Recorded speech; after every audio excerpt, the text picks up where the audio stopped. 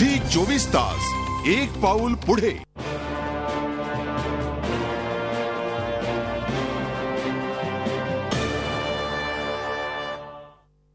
मालिका आत्या सुरुवात करताना निर्मलाताई, मला तुम्ही सांगा, दिल्लीच्या गांधीनगर परिसरात या चिमुरडीवरचा बलात्कार झाला, तिथल्या पोलीस आयुक्तांचं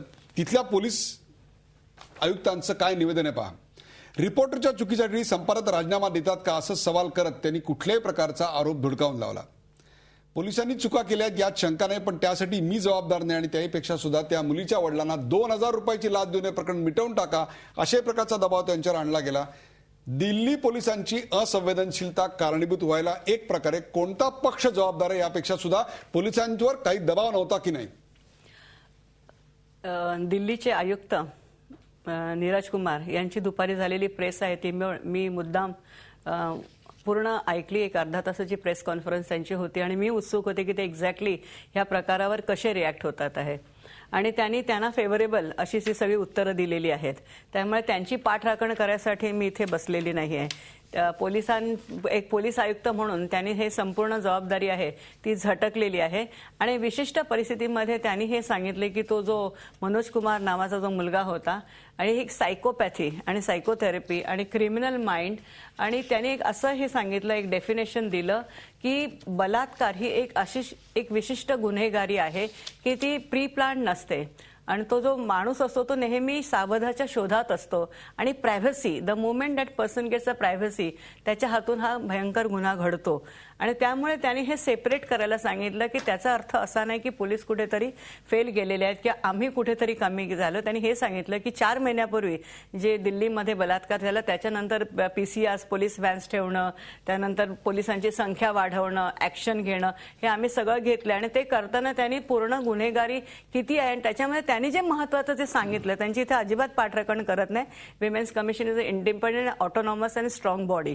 त्यामुळे त्यांचं एक जे म्हणणं होतं जे मला जास्त रेलेव्हंट वाटलं ते हे म्हणाले की त्यांनी एक आकडेवारी दिली, त्यामुळे 90% ऑफ द केसेस ऑफ बलात्काराच्या 90% केसेस आहेत त्या घरात एक परिचितांकडून झालेल्या आहेत, टीचरकडून झालेल्या आहेत, घरातल्या नातेवाईकांकडून झाल्या आहेत, वडिलांकडून मुलीवर झालेल्या आहे, काकांकडून, पुतण्यांकडून, ओळखीच्या लोकांकडून 90% लोक त्या व्हिक्टिमशी या ना त्या प्रकारे ते ओळखीचेच असे सापडले आणि 3% ओनली स्ट्रेंजर्स असं त्याने हे दिले। हे सगळ्यांना आपल्याला खरं म्हटलं ह्याच्यातून आपल्याला एक बोध घेतला, विचार करायला प्रत्येक वेळेला पोलिसांवर मी नेहमी सडकून टीका करते।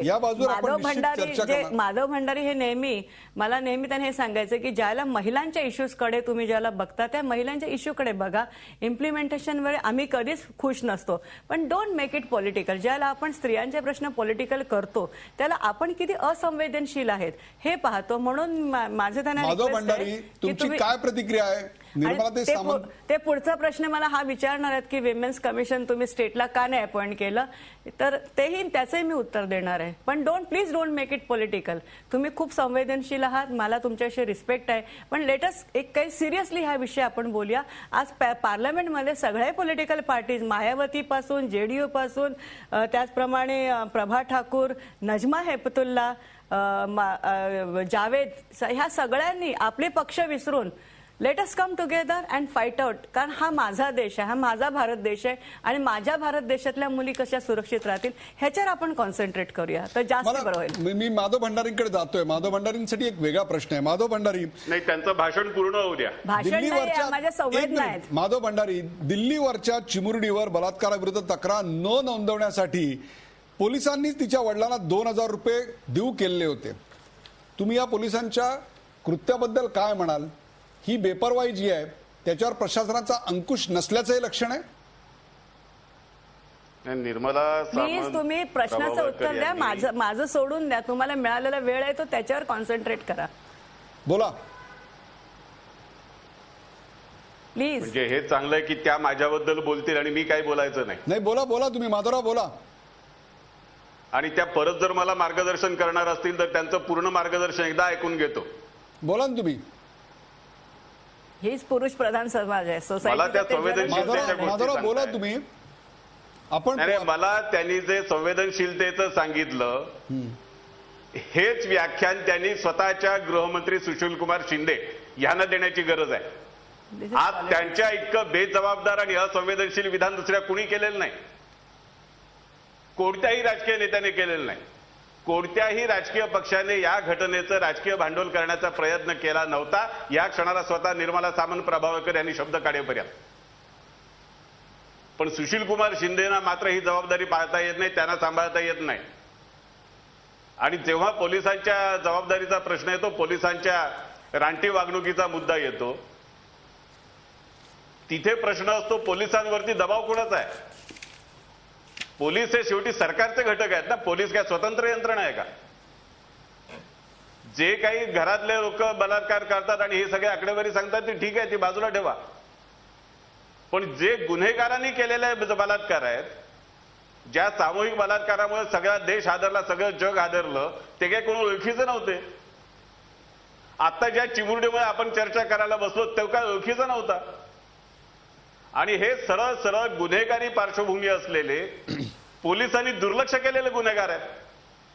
महाराष्ट्रामध्ये पॅरोलवरती सुटून गेलेल्या एका गुन्हेगाराने सामूहिक बलात्कार कसा केला त्याची घटना महाराष्ट्रात अजून लोकांच्या लक्षात आहे.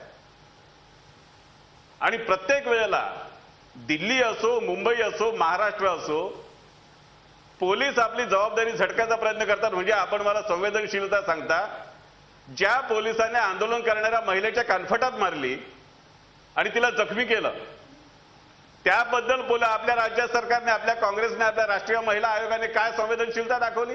हाच पॉलिटिकल हे घेतात. का नाही त्या अधिकाऱ्याला अटक केली? हेच माझं म्हणणं आहे की तुम्ही ह्याच्यावर काहीतरी तुमचे काय उपाय आहेत ते सांगा ना. माधवराव, आमचे उपाय आम्ही राज्यावर असतो तेव्हा सांगू. पण मी तुम्हाला सांगतो, निर्मला सामंत प्रभावळकर माझा एकमेव पक्ष आहे की आम्ही जे कार्यकर्त्यांचं प्रशिक्षण करतो त्याच्यामध्ये जेंडर इक्विटी हा स्वतंत्र विषय आम्ही कार्यकर्त्यांसमोर मांडतो आणि विस्ताराने मांडतो. बलात्कार झाला तिथे बीजेपीचं राज्य. Let us not make it political.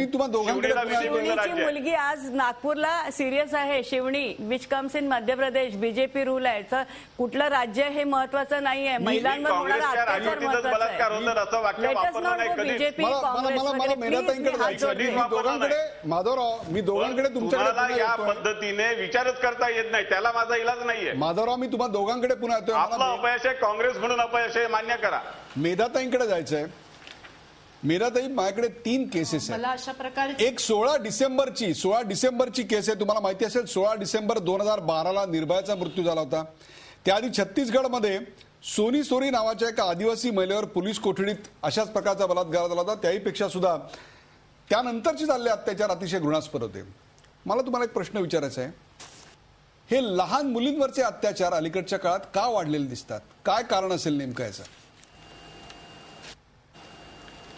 माझ्याकडे सुद्धा अशीच मोठी आकडेवारी आहे.